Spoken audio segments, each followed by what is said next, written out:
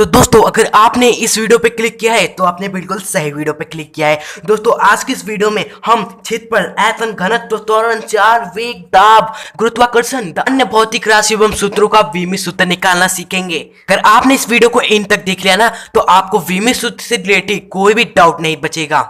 जी हाँ दोस्तों, ये क्लास 11 फिजिक्स के चैप्टर नंबर 1 का बहुत इंपॉर्टेंट टॉपिक है जिससे एग्जाम में क्वेश्चन आते हैं। साथ ही साथ आईआईटी जेईई में इससे 1 या 2 क्वेश्चन जरूर देखने को मिले हैं। तो अगर आप क्लास 11 के स्टूडेंट हैं या आईआईटी जेईई की तैयारी कर रहे हैं तो आपके लिए ये टॉपिक बहुत ही इंपॉर्टेंट है। आज की इस वीडियो में इस टॉपिक को बिल्कुल अच्छे से पढ़ेंगे दोस्तों। तो चलिए क्यों कर रहे हम वेट, अपने आज का ये वीडियो स्टार्ट करते हैं। दोस्तों किसी भी भौतिक राशि का विमित सूत्र निकालने से पहले हमें कुछ इंपॉर्टेंट चीजें हैं जो आनी चाहिए। वो क्या है दोस्तों? पॉइंट नंबर 1, दोस्तों आप किसी भी भौतिक राशि का विमित सूत्र लिख रहे हैं तो उन विमित सूत्रों में ये 3 चीजें जरूर होनी चाहिए। पहला द्रव्यमान, दूसरा का लंबाई एंड तीसरा का समय। दोस्तों भौतिक सूत्र में नहीं होना चाहिए बल्कि विमित सूत्र में ये 3 चीजें होनी चाहिए। अब हम क्या करेंगे, इसको प्रतीक के रूप में लिखेंगे। कैसे लिखेंगे? द्रव्यमान को हम m से डिनोट करेंगे, लंबाई को l से डिनोट करेंगे एंड टाइम को t से डिनोट करेंगे और इसे सबसे बड़े वाले ब्रैकेट में इस तरह क्लोज करके लिखेंगे। ओके, जैसे द्रव्यमान को इंग्लिश में मास बोला जाता है तो उसके पहले लेटर से इसको डिनोट किया हमने। लंबाई को लेंथ बोला जाता है तो इसके पहले लेटर l से डिनोट किया हमने। और समय को टाइम बोला जाता है तो t से इसे डिनोट किया गया। तो ये डिनोट क्यों किया गया ये आपको मालूम चल गया। और अगर किसी भी भौतिक राशि का आप विमित सूत्र लिख रहे हैं तो ये 3 चीजें जरूर होनी चाहिए। तो आपके माइंड में एक डाउट आया होगा कि अगर किसी भौतिक राशि के सूत्र में द्रव्यमान नहीं है तो उसके विमित सूत्र में द्रव्यमान हम कैसे लिखेंगे? तो आप लिख सकते हैं। आपको क्या कर देना है, बस उसके पावर में 0 लगा देना है। आपको मालूम है किसी भी नंबर 0 पावर लगा देते हैं तो उसका मान सदैव क्या हो जाता है? 1 हो जाता है। और 1 का मल्टीप्लीकेशन अगर किसी में होता है तो वापस से हमें वही चीज प्राप्त हो जाती है। तो आपको इसी के रूप में, इन्हीं तीनों के रूप में कैसे डिनोट करना है? m एल टी, इन 3 पदों के रूप में किसी भी भौतिक राशि के विमित सूत्र को प्रदर्शित करना है। जैसे कि मान लीजिए हमें पूछ दिया लंबाई का विमित सूत्र लिखिए। किसका लिखना है? लंबाई का विमित सूत्र। तो लंबाई का विमित सूत्र लिखने के लिए कह दिया तो हम तो वो जानते हैं कि इसका विमित रूप क्या होता है? एल होता है। ये तो एल तो इसका विमित रूप हो गया। क्या हो गया दोस्तों? एल इसका विमित रूप हो गया। लेकिन हमें विमित सूत्र लिखना है। जब सूत्र की बात आ गई तो सूत्र को हम विमित सूत्र को MLT के रूप में लिखते हैं। तो हम यहाँ पर M भी लिखेंगे और T भी लिखेंगे और वापस से हमारा L प्राप्त हो जाए। ऐसा करने के लिए हम 0 पावर में लगा देंगे जिससे 0 का मान 1 ही हो जाता है। जब 1 हो जाएगा तो मल्टीप्लिकेशन होगा L से तो वापस से हमें क्या मिल जाएगा? L ही मिल जाएगा। तो इस तरह किसी भी भौतिक राशि के विमित सूत्र को लिखना है। तो पॉइंट नंबर 2 सीखते हैं। दोस्तों कहीं कहीं आपको भौतिक राशियों में विस्थापन देखने को मिलेगा, दूरी देखने को मिलेगा, चौड़ाई देखने को मिलेगा। तो उसका भी विमित सूत्र क्या होगा दोस्तों? ये L ही होगा। क्यों होगा? देखिए दोस्तों, किसी भी लंबाई को हम किस मात्रक से मापते हैं? मीटर में मापते हैं। और चौड़ाई, विस्थापन, दूरी, इन तीनों चीजों को भी हम मीटर में ही मापते हैं। तो ये एक प्रकार से लंबाई ही होती है। तो इसलिए इनका भी विमित सूत्र एल ही होगा। तो ये चीजें आपको नोट कर लेनी कॉपी में। दोस्तों क्या अब हम तैयार है किसी भी भौतिक राशि का विमित सूत्र निकालने के लिए? तो चलिए आइए निकालना सीखते हैं।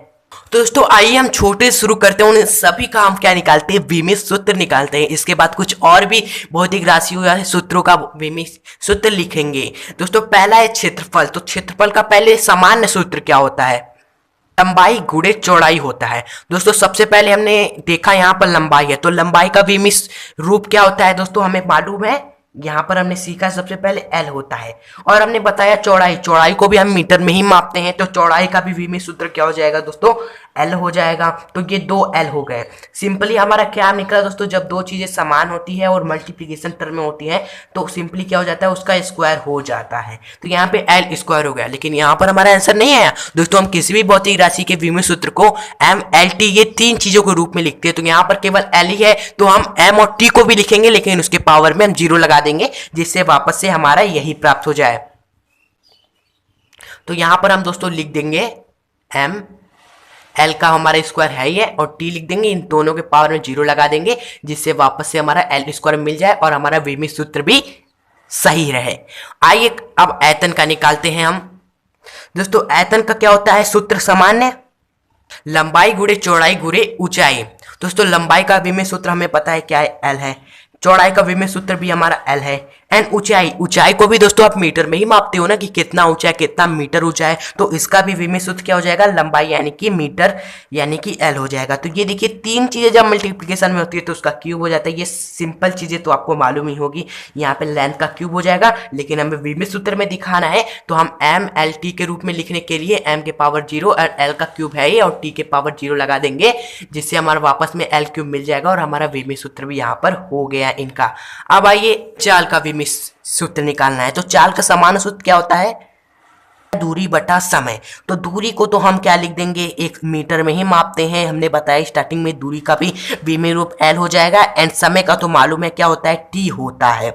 तो उसके बाद हम क्या इसको एम एल टी के रूप में लिखना है सिंपल में। तो हम क्या करेंगे दोस्तों, टी को ऊपर लेके आएंगे तो एल का तो एल रहेगा। जब कोई चीजें नीचे होती है, नीचे से ऊपर ले जाया जाता है तो उसके पावर में माइनस लग जाता है। ये आपने मैथ में जरूर पढ़ा होगा।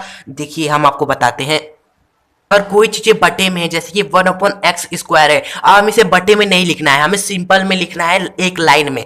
तो हम उसे कैसे लिखेंगे, जब हम x² को ऊपर लेकर आएंगे तो x ऊपर आया लेकिन इसका पावर जो है स्क्वायर वो माइनस में हो जाएगा, यानी कि माइनस का 2 लिख देना है। जैसे कि यहाँ पर हमारा क्या था दोस्तों, t के पावर कुछ नहीं यानी 1 था। जब हम इसे ऊपर लेके आएंगे तो t के पावर सिंपली क्या हो जाएगा, माइनस का 1 हो जाएगा। तो यहाँ पर l t के पावर माइनस का 1 आ गया। लेकिन हमें विमी सूत्र यानी एम एल टी के रूप में लिखना है, तो हम m हमारा नहीं है तो यहाँ पर m को ऐड कर लेंगे, लेकिन पावर 0 लगा देंगे। फिर l t के माइनस पावर 1 हम लिख देंगे। ये हमारा इसका विमी सूत्र हो गया चाल का। इसी तरह वेग, वेग का सूत्र होता है विस्थापन बटा समय, और विस्थापन का विमी रूप होता है l एंड समय का विमी रूप होता है दोस्तों t। तो वापस से दोस्तों हमारा वेग और चाल दोनों का विमी सूत्र समान होगा, क्योंकि यहाँ पर भी l और बटे में t था और यहाँ पर भी l और बटे में t है। m l एंड t के पावर माइनस का 1 विमी सूत्र। अब आता है दोस्तों बल, बल का विमी सूत्र क्या होता है। तो बल का समान सूत्र पहले हमें मालूम होना चाहिए। बल बराबर यानी कि F से डिनोट करते हैं क्या होता है, m a होता है। m a को तोड़ेंगे यानी m का मतलब होता है द्रव्यमान गुणे a यानी कि त्वरण। तो द्रव्यमान, द्रव्यमान को तो हम सीधे क्या लिख देंगे, m से डिनोट कर देंगे, इनटू दोस्तों त्वरण। त्वरण का सूत्र होता है, त्वरण का सूत्र आपको मालूम होगा क्या होता है, त्वरण का सूत्र होता है वेग परिवर्तन बटे समय। तो यहाँ पर हमें थोड़ा टाइम लगेगा, क्योंकि त्वरण का भी हमें विमी सूत्र निकालने से पहले हमें इस पूरे का विमी सूत्र निकालना होगा। तो आइए पहले इसे साइड में कर लेते हैं। तो वेग आया दोस्तों, वेग का सूत्र होता है विस्थापन यानी दूरी विस्थापन बटा समय। क्या होता है, विस्थापन पर दोस्तों पहले ही निकाला है। वेग का विमी सूत्र क्या है, m के पावर 0 l t के पावर माइनस का 1।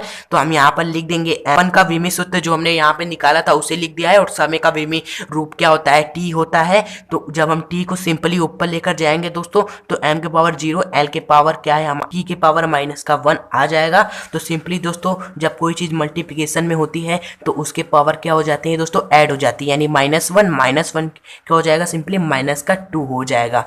तो यहाँ से हमने क्या निकाल लिया, वेग यानी त्वरण का विमी सूत्र निकाल लिया। तो यहाँ पर हम रखेंगे m के पावर 0 l एंड t के पावर माइनस का 2।